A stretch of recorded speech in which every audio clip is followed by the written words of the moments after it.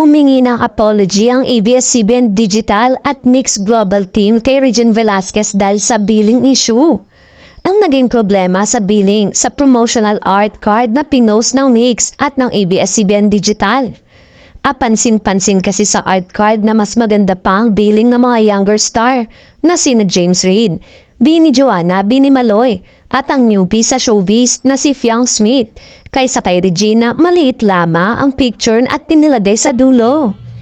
Maraming fans at netizen ang hindi nagustuhan ang ginawa kay Regine at nagreklamo sa management ng Mix at ABS-CBN. Bumawi naman sila at nagpadala ng bouquet of flower kay Regine.